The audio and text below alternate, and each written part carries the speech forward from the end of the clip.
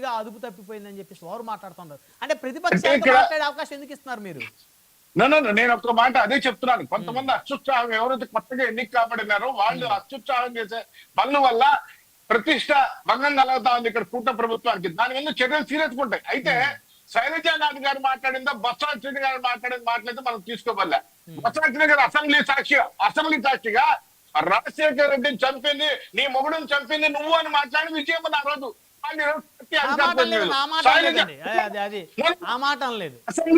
Assembly సాక్షిగా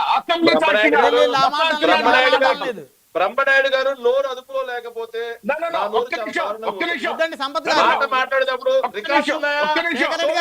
నేను అడుగుతున్నాను ఆ మాట లేవండి, ఆ మాటలు లేదండి సంపత్ గారు.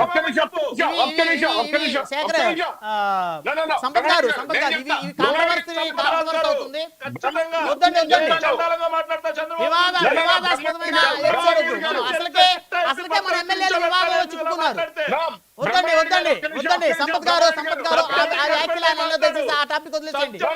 ఆయన అనలేదు, ఆ మాట అనలేదు, వదిలేసేయండి. వద్దండి శేఖర్ రెడ్డి గారు మీరు ఆగండి, నేను మాట్లాడుతుంది. ఆయన అనలేదండి, తప్పని నేను చెప్తున్నాను. నేను ఆ మాటలు అనలేదు. బొత్స గారు ఎందుకు ఆ మాటలు? బొత్స గారు విజయమ్మ గారిని ఏ విధంగా అవమానపరిచారో అసెంబ్లీ సాక్షిగా అందరం చూసాం. బ్రహ్మనాయుడు గారు సో అయితే అందుకని ఇప్పుడు ఇక్కడ కాదండి, మీరేం చెప్పాలనుకుంటున్నారు?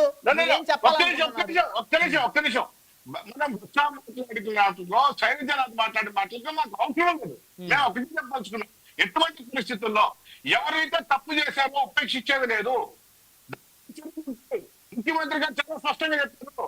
కొత్తగా ఎన్నికగా ఎమ్మెల్యేలు ఎవరైతే ప్రవర్తిస్తున్నారో చాలా సీరియస్ గా ప్రభుత్వం ఉంది. ఎవరో శైలజానాథ్ గారు బొత్స గారు ఇంకోటి చెప్పాల్సిన అవసరం లేదు. ఇక్కడ చాలా సీరియస్ గా చర్యలు ఉంటాయి. మీ లాస్ట్ చెప్తున్నాను, గతంలో అంటున్నాను, మాట్లాడే పరిస్థితుల్లో ఈ ప్రభుత్వం తీసుకోదు. ఎటువంటి పరిస్థితుల్లో చర్యలు కేసులు ఉంటాయి. శేఖర్ రెడ్డి గారు ఉన్నారు వైఎస్ఆర్ కాంగ్రెస్ పార్టీ నుంచి. శేఖర్ రెడ్డి గారు నమస్తే అండి. నమస్తే అండి బ్రహ్మనాయుడు గారు, మీకు తోటి ప్యానలిస్టులకి 99 వీక్షకులందరూ కూడా గుడ్ ఈవినింగ్ అండి. సార్ ముందుగా sir 1 minute sir 1 minute sir ముందుగా సార్ ఆయన మాట మాట్లాడు బొత్స సత్యనారాయణ గారు ఏదో విజయమ్మ గారిని అవమానపరిచారు కాబట్టి ఆయన మాటలు మేము పరిగణలోకి తీసుకోము అన్నారు సార్. సరే నిజమే సార్. మరి కూసిన కోతలన్నీ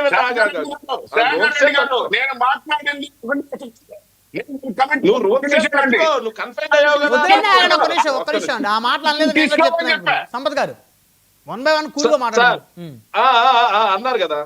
మరి ఎన్టీఆర్ కి పసక్కులు పొడిచాడుగా, చంద్రబాబుని మేము పరిగణలో తీసుకోకుండా వదిలేయాలా? ఔరంగజేబు కన్నా హీనం, కాట్సే కన్నా హీనం, కొట్టు కన్నా ఘోరం మేమల్లా. సాక్షాత్తు మీ పార్టీ అధ్యక్షుడు ఎన్టీ రామారావు విశ్వవిఖ్యాత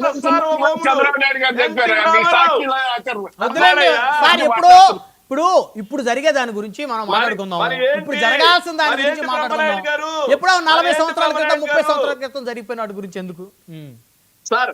మరి ఏంటి ఈ రోజు మీ పార్టీ ఎమ్మెల్యేలు దౌర్జన్యాలు చేస్తా ఉన్నారు, అవినీతి చేస్తా ఉన్నారు, అరాచకం చేస్తా ఉన్నారు, అశ్లీలం చేస్తా ఉన్నారంటే బొత్స గారికి మాట్లాడే హక్కు లేదు, వైఎస్ఆర్ కాంగ్రెస్ పార్టీగా మాట్లాడే హక్కు లేదు. మరి మేమందరం నోరు మూసుకుంటే మీరు ఆంధ్రప్రదేశ్ లో ప్రజలందరినీ చెప్పుకుంటూ పోతారా? మీరు చెప్పుకుంటూ పోతున్నా మేము నోరు మూసుకోవాలా? మీరు దౌర్జన్యం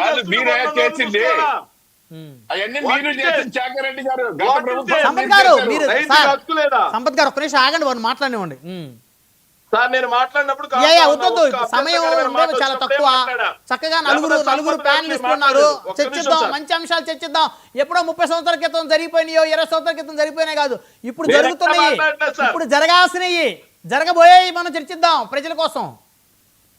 నేను అదే అంటున్నాను సార్. నైతిక హక్కు లేదు అన్నారు, మరి మేము గమ్ముగా ఉండాలా? మీరేం చేస్తున్నా చూస్తూ ఉండాలా? ఎందుకుంటా